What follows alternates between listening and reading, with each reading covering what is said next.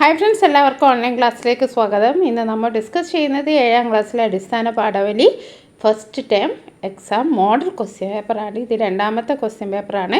ഇതിനു മുമ്പ് തന്നെ ഇംഗ്ലീഷിൻ്റെ 3 മോഡൽ ക്വസ്റ്റ്യൻ പേപ്പറും അതേപോലെ അടിസ്ഥാന പാഠാവലിയുടെ ഒരു ക്വസ്റ്റ്യൻ പേപ്പറും അപ്ലോഡ് ചെയ്തിട്ടുണ്ട്. അതിൻ്റെ ലിങ്ക് ഡിസ്ക്രിപ്ഷൻ ബോക്സിൽ കൊടുക്കാം. അതേപോലെ തന്നെ 7ാം ക്ലാസ്സുമായി ബന്ധപ്പെട്ട എല്ലാ വിഷയങ്ങളുടെയും ഫുൾ പ്രവർത്തനം, മലയാള എക്സ്പ്ലനേഷൻ അടക്കം ഫുൾ ആക്ടിവിറ്റീസ് വിലയിരുത്താം. എല്ലാ ക്വസ്റ്റ്യൻ ആൻസറും ഒക്കെ ഈ ചാനലിൽ ലഭ്യമാണ്. ഓൺലൈൻ ക്ലാസ് എന്ന ചാനൽ നിങ്ങൾ സബ്സ്ക്രൈബ് ചെയ്യുക. അതേപോലെ തന്നെ വീഡിയോ ഇഷ്ടപ്പെട്ടെങ്കിൽ ലൈക്ക് ചെയ്യുക. 7ാം ക്ലാസ് പഠിക്കുന്ന നിങ്ങളുടെ കൂട്ടുകാർക്ക് ഷെയർ ചെയ്ത് കൊടുക്കുക. ഇപ്പോൾ നമ്മൾ നേരത്തെ വീഡിയോയിൽ പറഞ്ഞതാണ് എങ്ങനെയൊക്കെയാണ് ക്വസ്റ്റ്യൻ്റെ മോഡൽ വരികയെന്ന്. അപ്പോൾ ആദ്യത്തെ പ്രവർത്തനം എന്തായിരിക്കും? കോംപ്രിഹെൻഷനാണ്. അതായത് ഒരു പാസേജ് തരും, ചിലപ്പോൾ അതൊരു ഗദ്യഭാഗമാകാം അല്ലെങ്കിൽ ഒരു പദ്യഭാഗമാകാം. അപ്പോൾ ഇവിടെ തന്നിരിക്കുന്നത് ഇപ്പോൾ പദ്യഭാഗമാണ്. അത് നല്ലവണ്ണം വായിക്കുക. 15 മിനിറ്റ് കൂൾ ഓഫ് ടൈം ഉണ്ടാവും. ഈ സമയം നമ്മൾ വായനയ്ക്ക് ഉപയോഗപ്പെടുത്തുക. മലയാളമാണ്, ക്വസ്റ്റ്യൻസ് ചിലവർക്ക് വേഗം മനസ്സിലാവാത്ത ഒന്നുകൂടി വായിച്ച് നോക്കുക. ആദ്യത്തെ പ്രവർത്തനത്തിൽ 5 മാർക്ക് നിങ്ങൾ ഒരിക്കലും നഷ്ടപ്പെടുത്തരുത്. വളരെ എളുപ്പമാണ്, കാരണം ആൻസർ ഈ ഒരു പദ്യത്തിൽ തന്നെ ഉണ്ടാവും. അതുകൊണ്ട് നിങ്ങൾ ആരും അത് മിസ്സാക്കരുത്. അപ്പോൾ എ തന്നെ മേടിക്കണം. ഫസ്റ്റത്തെ ആക്ടിവിറ്റിക്ക് എല്ലാത്തിനും എ തന്നെ മേടിക്കണം. എന്നാലും ആദ്യത്തെ പ്രവർത്തനം ആരും മിസ്സാക്കരുത്. ഓക്കെ, നമുക്ക് ആദ്യത്തെ ചോദ്യം നോക്കാം. കണ്ടെത്താം, എഴുതാം. താഴെ കൊടുത്തിരിക്കുന്ന കവിത വായിച്ചു നോക്കൂ. ചോദ്യങ്ങൾക്ക് ഉത്തരം എഴുതൂ. ഓണപ്പൂക്കളോട്. വെള്ളി നിലാവിൻ മകളുടെ മകളെ തുമ്പപ്പൂവേ, പൊൻവേലിൻ ചെറു പേരക്കുഞ്ഞെ മുക്കുറ്റിപ്പൂവേ, നീലാകാശം പെറ്റു വളർത്തിയ നെല്ലിപ്പൂവേ, നോക്കുവിനിന്നാണല്ലോ നമ്മുടെ പൊന്നിൻ തിരുവോണം. നാമെല്ലാവരും ചേരുകിലി തിരുവോണം നന്നാവും, ചേരുക നേന്ത്രപ്പഴവും നമ്മോട് കൂടിയിടും. കുഞ്ഞുണ്ണി മാഷിൻ്റെ വലിയ കുട്ടിക്കവിതകൾ എന്ന രചനയിൽ നിന്നുള്ള ഒരു ചെറിയൊരു കവിതാഭാഗമാണ്. അപ്പോൾ നമുക്ക് ആദ്യത്തെ ചോദ്യം നോക്കാം. മുക്കുറ്റിക്ക് സ്വർണ്ണ നിറമാണെന്ന് സൂചിപ്പിക്കാൻ കവി ഉപയോഗിച്ച പദമേത്? വെള്ളി നിലാവ്, പൊൻവെയിൽ, നീലാകാശം. അപ്പോൾ മുക്കുറ്റി പൂവിന് എന്താണ്? പൊൻവെയിൽ എന്നാണ് ഇവിടെ പറഞ്ഞിരിക്കുന്നത്. അപ്പോൾ നമ്മുടെ ആൻസർ എന്താണ്? പൊൻവെയിൽ. നെല്ലിപ്പൂവിനെ ആരാണ് പെറ്റു വളർത്തിയത്? നെല്ലിപ്പൂവ്.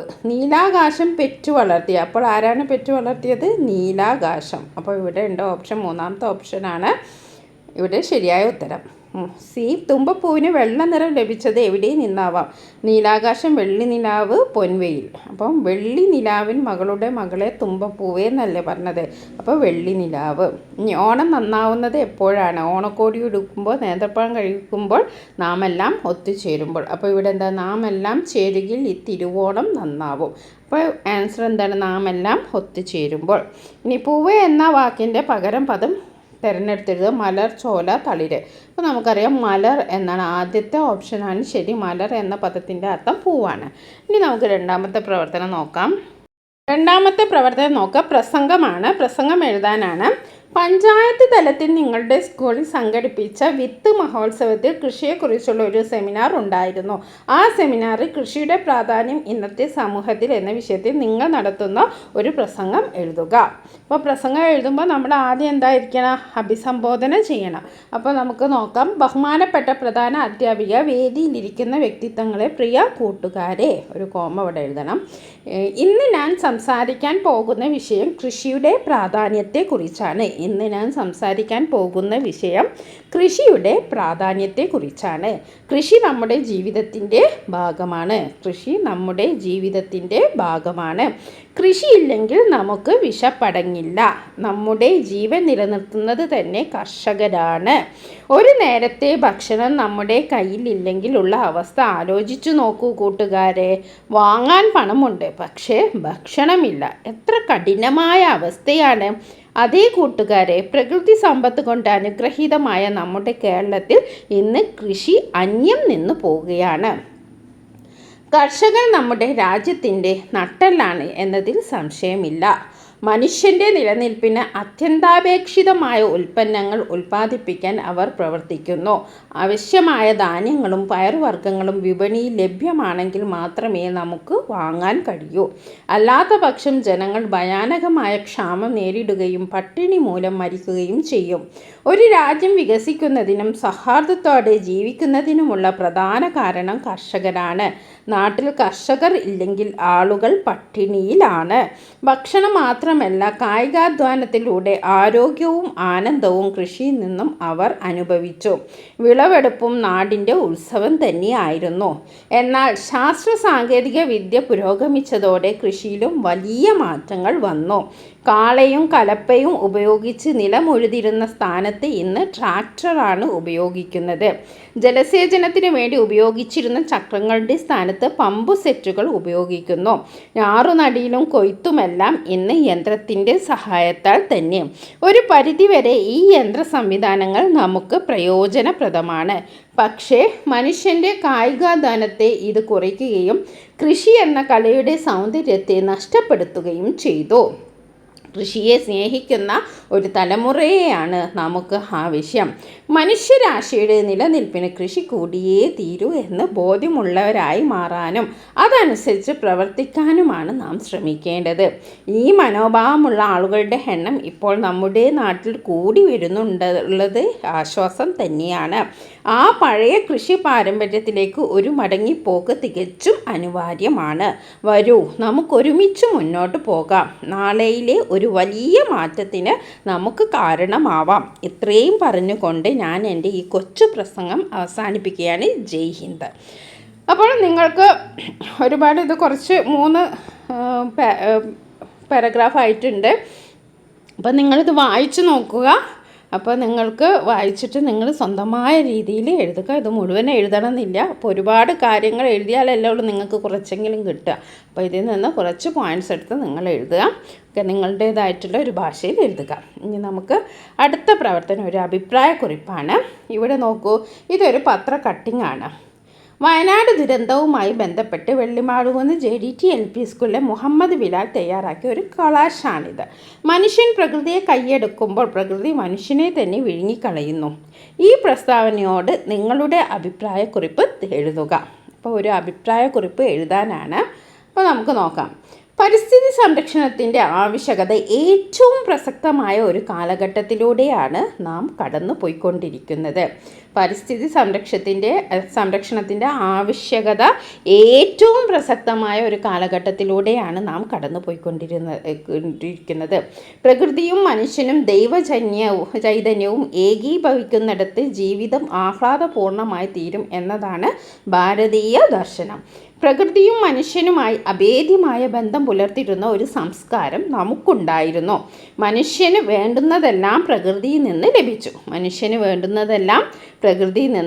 മനുഷ്യൻ പ്രകൃതിയെ അമ്മയായും ദൈവമായും കണ്ടാരാധിക്കുകയും പ്രകൃതി വിഭവങ്ങളെ മിതമായി ഉപയോഗിക്കുകയും ചെയ്തുകൊണ്ട് അവൻ്റെ ആവശ്യങ്ങൾ നിറവേറ്റി. എന്നാൽ പിന്നീടെപ്പോഴോ മനുഷ്യൻ സ്വാർത്ഥനാകാൻ തുടങ്ങി. തൻ്റെ സ്വാർത്ഥ താൽപ്പര്യങ്ങൾക്ക് വേണ്ടി അവൻ പ്രകൃതിയെ ചൂഷണം ചെയ്യാൻ ആരംഭിച്ചു.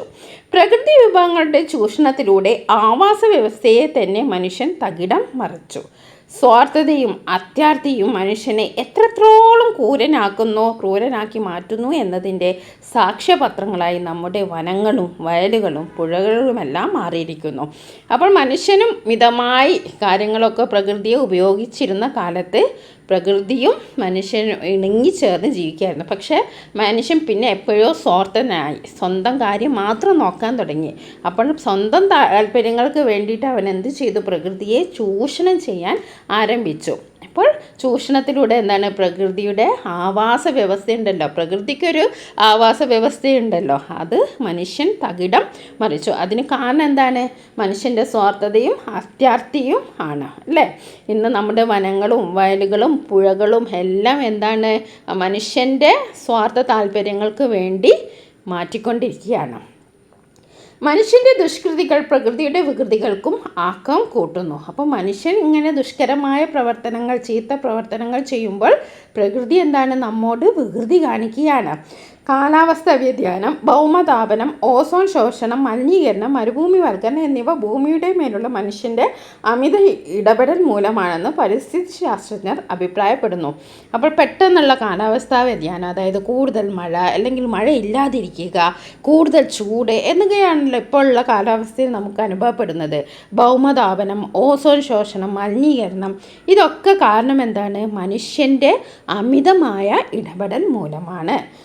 മനുഷ്യൻ പ്രകൃതിയോട് കാണിക്കുന്ന ഏതൊരു ദുഷ്കൃത്യത്തിനും പ്രകൃതി അതിരൂക്ഷമായി തിരിച്ചടിക്കുക തന്നെ ചെയ്യുമെന്ന് മനുഷ്യചരിത്രം വിശകലനം ചെയ്യുന്നവർക്ക് മനസ്സിലാക്കാൻ പ്രയാസമില്ല. അപ്പോൾ മനുഷ്യൻ പ്രകൃതിയോട് എന്ത് ദുഷ്കൃത്യം ചെയ്താലും എന്ത് ചീത്ത പ്രവർത്തനം നടത്തിയാലും അത് പ്രകൃതി ഇങ്ങോട്ട് തന്നെ നമുക്ക് തിരിച്ചടി ഏതെങ്കിലും രൂപത്തിൽ തരും. വെള്ളപ്പൊക്കമായോ ഉരുൾപൊട്ടലായോ ഭൂകമ്പമായോ സുനാമി ആയോ എന്തെങ്കിലും പ്രകൃതി ദുരന്തങ്ങളുടെ രൂപത്തിൽ അത് മനുഷ്യന് തന്നെ മനുഷ്യനാശത്തിനും ആളപായത്തിനും ഒരു ഒരു ഒരു സ്ഥലം തന്നെ ഭൂപടത്തിൽ ഇല്ലാതാക്കി മാറ്റാൻ പ്രകൃതിക്ക് കെൽപ്പുണ്ട്.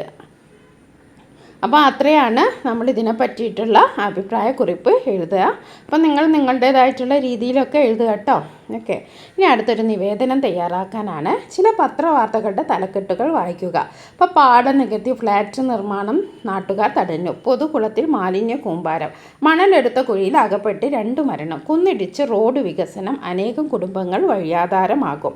അപ്പോൾ പത്രവാർത്തകൾ വായിച്ചല്ലോ. ഈ പ്രകൃതി ചൂഷണത്തിനെതിരെ നമ്മൾ പ്രതികരിക്കേണ്ടതില്ലേ? നിങ്ങളുടെ പ്രദേശത്തെ ജലസ്രോതസ്സുകൾ സംരക്ഷിക്കണമെന്ന് ആവശ്യപ്പെട്ടുകൊണ്ട് പഞ്ചായത്ത് പ്രസിഡന്റ് നൽകാനുള്ള നിവേദനം തയ്യാറാക്കാനാണ് നമ്മളോട് പറഞ്ഞത്. നിവേദനം തയ്യാറാക്കുമ്പോൾ നമ്മൾ ചില കാര്യങ്ങൾ ശ്രദ്ധിക്കണം. അപ്പോൾ പ്രേക്ഷകൻ എന്ന് പറയുന്നത് നിവേദനം കൊടുക്കുന്ന ആളാണ്, അതായത് ഫ്രം. അപ്പോൾ രാഹുൽ ഏതെങ്കിലും അഡ്രസ്സ് എഴുതുക. ഗ്രാഹകൻ എന്ന് പറയുന്നത് നമ്മൾക്ക് ആർക്കാണോ നിവേദനം സമർപ്പിക്കുന്നത്, ടു, അതാണ് നമ്മളിവിടെ എഴുതേണ്ടത്. അപ്പോൾ പ്രസിഡൻറ്റ് താമരശ്ശേരി ഗ്രാമപഞ്ചായത്ത്. പിന്നെ നമ്മൾ എഴുതേണ്ടത് എന്താണ് വിഷയം എന്ന്. വിഷയം ജലസ്രോതസ്സിൻ്റെ സംരക്ഷണം സംബന്ധിച്ച്. അപ്പോൾ ഈ കാര്യങ്ങൾ ശ്രദ്ധിക്കുക. ആദ്യം പ്രേക്ഷകൻ, ഗ്രാഹകൻ, വിഷയം നിവേദനം തയ്യാറാക്കുമ്പോൾ. പിന്നെ സർന്നറിന് നമ്മൾ തുടങ്ങാം. താമരശ്ശേരി പ്രദേശത്തിലെ പ്രധാന ജലസ്രോതസ്സാണ് കണ്ണാടിക്കുളം എന്ന കാര്യം ഏവർക്കും അറിവുള്ളതാണ്. എന്നാൽ ഈ കുളം ഇന്ന് മാലിന്യ കൂമ്പാരമായി മാറിയിരിക്കുന്നു. ഹോട്ടലിൽ നിന്നുള്ള ഭക്ഷണാവശിഷ്ടങ്ങളും പ്ലാസ്റ്റിക് മാലിന്യങ്ങളും കുളത്തിൽ തള്ളുന്നത് പതിവായിരിക്കുകയാണ്. ഈ കാരണം കൊണ്ട് കുളത്തിലെ വെള്ളം ഉപയോഗയോഗ്യമല്ലാതായി കഴിഞ്ഞു. കുളം വൃത്തിയാക്കി ഉപയോഗപ്രദമായ രീതിയിലാക്കുന്നതിന് ഉള്ള നടപടികൾ എത്രയും വേഗം സ്വീകരിക്കണമെന്ന് അഭ്യർത്ഥിക്കുകയും വീണ്ടും മാലിന്യങ്ങൾ നിക്ഷേപിക്കാതിരിക്കാനുള്ള മുൻകരുതലുകൾ എടുക്കുന്നതിനും കുറ്റക്കാർക്കെതിരെ കർശന നടപടി സ്വീകരിക്കുന്നതിനും കുളം ശരിയായ രീതിയിൽ സംരക്ഷിക്കുന്നത് സഹായിക്കും. വിശ്വസ്തയോടെ. പിന്നെ അതിൻ്റെ അടിയിൽ പേര്, ഒപ്പ്.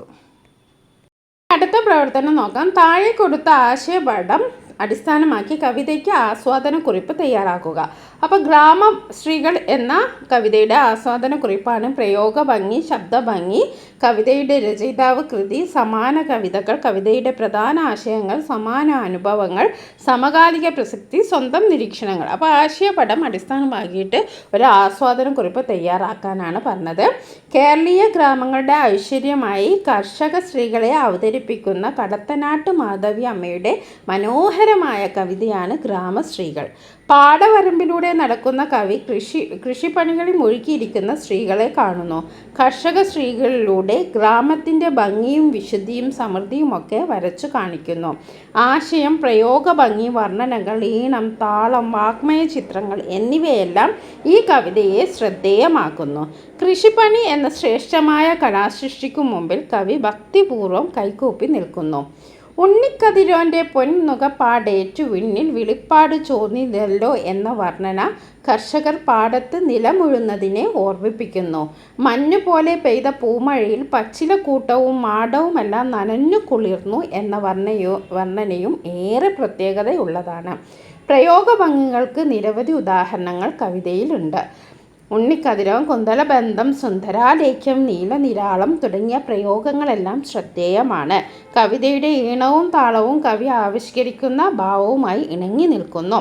അക്ഷരങ്ങളുടെ ആവർത്തനവും കവിതയുടെ ചൊല്ലഴക് വർദ്ധിപ്പിക്കുന്നു.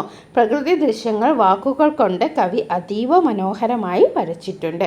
ഇനി നമുക്ക് അടുത്ത പ്രവർത്തനം നോക്കാം. ജീവചരിത്രക്കുറിപ്പ് തയ്യാറാക്കാനുണ്ടാവും. വളരെ എളുപ്പമാണ്. അപ്പോൾ കടത്തനാട്ട് മാധവി അമ്മയുടെ ജീവചരിത്രക്കുറിപ്പാണ് നമുക്ക് എഴുതേണ്ടത്. അപ്പോൾ കടത്തനാട്ട് മാധവി അമ്മ എന്ന് നിങ്ങൾ ഹെഡിങ് എഴുതുക. 1909 ജൂൺ 15 കുറുമ്പ്രനാട്ടിലെ ഹിരിങ്ങണ്ണൂർ അംശത്തിൽ ജനിച്ചു. 1963 സമാഹരിക്കപ്പെട്ട ആദ്യ കൃതി പ്രസിദ്ധീകരിച്ചു. ഗ്രാമശ്രീകൾ, കണിക്കൊന്ന, മുത്തച്ഛൻ്റെ കണ്ണുനീര്, ഒരു പിടി അവിലെ, കടത്തനാട്ട് മാധവിയമ്മയുടെ കവിതകൾ എന്നിവ പ്രശസ്ത കവിതാ സമാഹാരങ്ങളാണ്. കേരള സാഹിത്യ അക്കാദമി പുരസ്കാരം, ചങ്ങമ്പുഴ പുരസ്കാരം, കേരള സാഹിത്യ അക്കാദമിയുടെ സമഗ്ര സംഭാവന പുരസ്കാരം എന്നിവ ലഭിച്ചിട്ടുണ്ട്. 1999 അന്തരിച്ചു. അപ്പോൾ നമ്മൾ കുറച്ച് കാര്യങ്ങളൊക്കെ ഡിസ്കസ് ചെയ്ത് ജീവചരിത്രക്കുറിപ്പ്, ആസ്വാദനക്കുറിപ്പ്, അതേപോലെ തന്നെ ഒരു നിവേദനം, അതേപോലെ ഒരു അഭിപ്രായക്കുറിപ്പ്, ഒരു പ്രസംഗം, പിന്നെ നമ്മൾ ഡിസ്കസ് ചെയ്തത് ഒരു പ്രവർത്തനം വായിക്കാം, എഴുതാം. ഓക്കെ, ഇത്രയും കാര്യങ്ങളാണ് നമ്മൾ ഡിസ്കസ് ചെയ്തത്. അപ്പോൾ ടെക്സ്റ്റ് ബുക്ക് നല്ലവണ്ണം വായിച്ചു നോക്കുക. പാഠത്തിൻ്റെ ആശയങ്ങളൊക്കെ മനസ്സിലാക്കി വെക്കുക. മറ്റൊരു വീഡിയോയുടെ നമുക്ക് വീണ്ടും കാണാം. താങ്ക്